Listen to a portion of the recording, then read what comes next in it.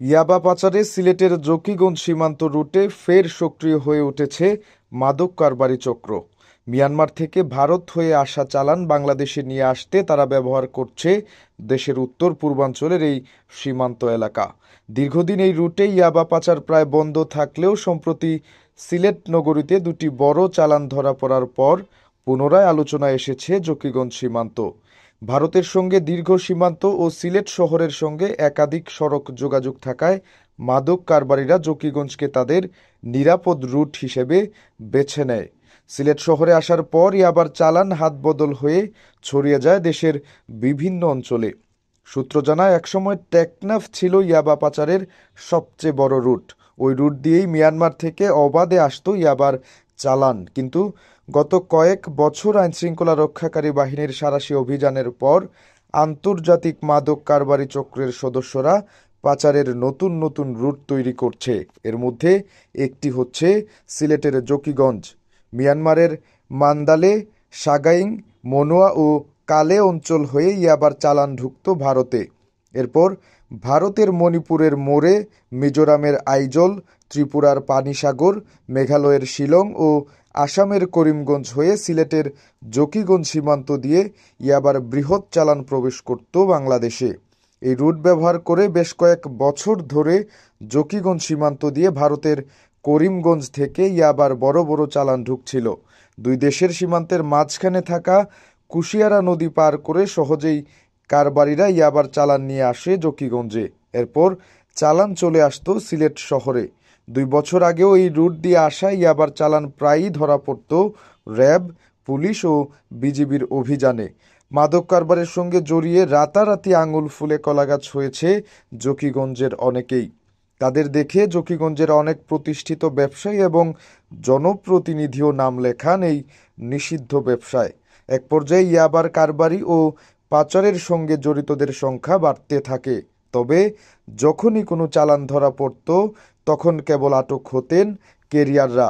আর এই ব্যবসার মূল কারবারি ও পুঁজি বিনিয়োগকারীরা থেকে যেতেন ধরাছোঁয়ার বাইরে। আইনশৃঙ্খলা রক্ষাকারী বাহিনীর তৎপরতা ও সাঁড়াশি অভিযানের ফলে গত প্রায় 2 বছর এই রুট দিয়ে ইয়াবার পাচার কমে আসে। কিন্তু সম্প্রতি সিলেট শহরে পরপর 2টি বড় চালান ধরা পড়ে। চালানের সঙ্গে জড়িতদের বাড়িও জকিগঞ্জে।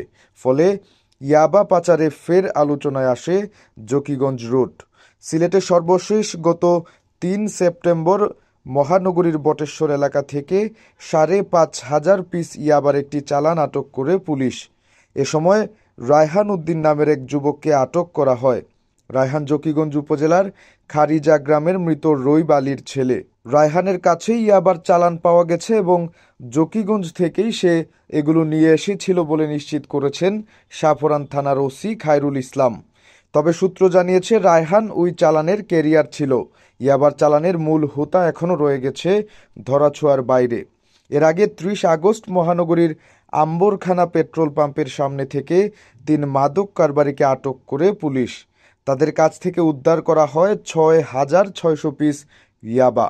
আটককৃতরা হলেন জকিগঞ্জ উপজেলার মানিকপুর গ্রামের মৃত মুজাম্মিল আলীর ছেলে মহিবুর রহমান, বিশ্বনাথ উপজেলার রামপাশা ইউনিয়নের পাঠকাইন গ্রামের মৃত জাবেদ আলীর ছেলে আজির উদ্দিন ও সুনামগঞ্জ জেলার সদর উপজেলার জাহাঙ্গীরনগর গ্রামের শফিকুল ইসলামের ছেলে রাসেল আহমদ। মুহিবনগরীর পীর মহল্লার প্রভাতী 41C নম্বর বাসার বাসিন্দা। ওই চালানের মূল হোতা ছিলেন মহিবুর রহমান। আটকের পর প্রাথমিক জিজ্ঞাসাবাদে মুহিবের দেওয়া তথ্যের ভিত্তিতে পুলিশ তার পীর মহল্লার বাসায় অভিযান চালিয়ে আরও 9,000 পিস ইয়াবা, মাদক বিক্রির 50,000 টাকা ও লেনদেনের রসিদ উদ্ধার করে। মাদকের রুট প্রসঙ্গে সিলেটের অতিরিক্ত পুলিশ সুপার মোহাম্মদ সেলিম জানান, একসময় জকিগঞ্জ দিয়ে ইয়াবা আসতো, কিন্তু পুলিশের তৎপরতার কারণে এখন মাদক আসা প্রায় বন্ধ। 15,600 পিস ইয়াবা সহ আটক মহিবুর রহমানের বাড়ি জকিগঞ্জ হলেও সে সিলেট শহরের বাসিন্দা। এরপর ওই রুট ব্যবহার করে মাদক কারবারি ইয়াবা আনার চেষ্টা করছে কিনা তা পুলিশের গভীর পর্যবেক্ষণে রয়েছে। সিলেট মহানগর পুলিশের উপকমিশনার আজবাহার আলী শেখ জানান, সম্প্রতি ইয়াবার চালানসহ যারা আটক হয়েছে তাদের বেশিরভাগের বাড়ি জকিগঞ্জে। আটককৃতদের কাছ থেকে জকিগঞ্জ সীমান্ত দিয়ে ইয়াবা পাচারের সঙ্গে জড়িতদের ব্যাপারে অনেক তথ্য পাওয়া গেছে। ওই নেটওয়ার্কের সদস্যদের গ্রেপ্তারে পুলিশের গোয়েন্দা তৎপরতা চলছে।